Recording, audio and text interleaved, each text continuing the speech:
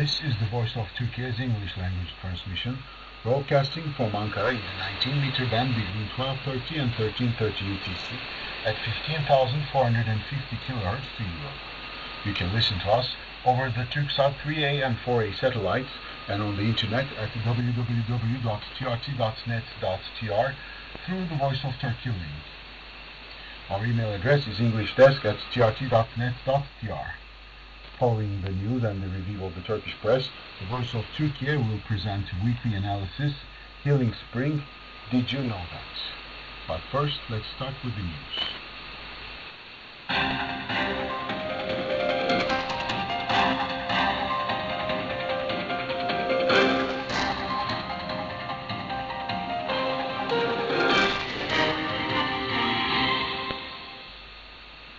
Queen Elizabeth II dies at 96. Queen Elizabeth II, United Kingdom's longest reigning monarch, died at the Balmoral Castle Thursday night. The official Twitter account of the royal family had earlier on Thursday tweeted that following further evaluation this morning, the Queen's doctors are concerned for Her Majesty's health and have recommended she remain under medical supervision, which had raised fears that the 96-year-old Queen might have a serious condition. Fears of those worried about Queen's health were confirmed at about 18:30 local time on Thursday, when it was announced that the Queen died peacefully at Balmoral this afternoon. According to British rules of lineage, her eldest child, the former Prince of Wales Charles, immediately ascended the British throne. It was announced that the former Prince of Wales will henceforth be King Charles III of the United Kingdom and the other Commonwealth realms. The new King Charles III, who is due to return from Balmoral to London on Friday, issued an official statement saying paying respects to his mother. The date for the official coronation is yet to be determined. Born in 1926 as Elizabeth Alexandra Mary, Queen Elizabeth II became queen at an early age of 25 upon the death of her father, King George VI.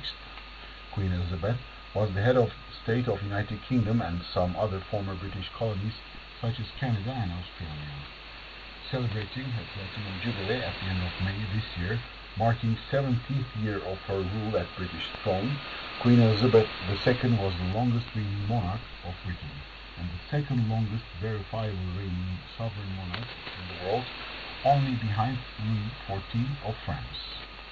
Coronated at a time when shortwave radio was the main means of mass communication, she brought her country to the internet age, embracing each change without any marks on her traditional grace.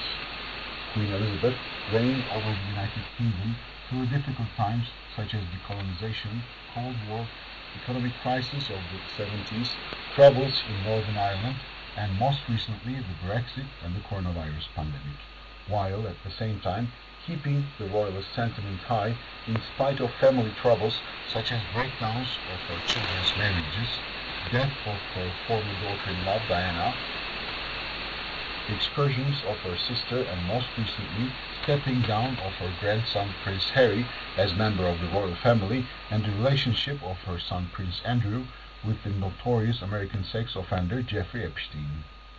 Queen Elizabeth had lost her husband, Prince Philip, last year, whom she had married in 1947. Elizabeth was a patron of more than 600 organizations and charities. The Charities Aid Foundation estimated that Elizabeth helped raise over £1.4 million for her patronages during her reign. And in a related news, Turkish President offers condolences over passing of Queen Elizabeth II. Turkish President Recep Tayyip Erdogan on Thursday extended his deepest condolences over the death of Britain's Queen Elizabeth II. I learned the sadness of Queen Elizabeth II passing today. My deepest condolences to the royal family and the people and the government of friendly and ally country, United Kingdom. The Speaker of the Turkish Grand National Assembly, Mustafa Şentop, also issued a message after the Queen's death and said, "I share the grief felt across the United Kingdom for the Queen's passing and extend my condolences to the royal family." And President Erdogan concludes his Balkan tour. Upon completing his 3-day working visit to 3 Balkan countries, Turkish President Recep Tayyip Erdogan returned to Turkey.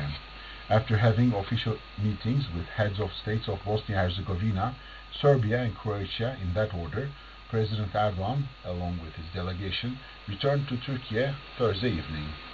Experts assessed the working trip as a big success, as the Turkish president was highly praised by all leaders and high-ranking officials of the host countries. President Erdogan made a brief assessment of his Balkan trip on his official Twitter account.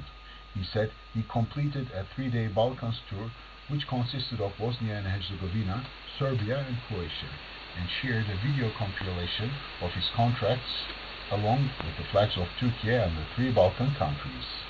We will always support our brothers in the Balkans, with which we share a common faith and common past, and with which we shall enjoy social and cultural ties.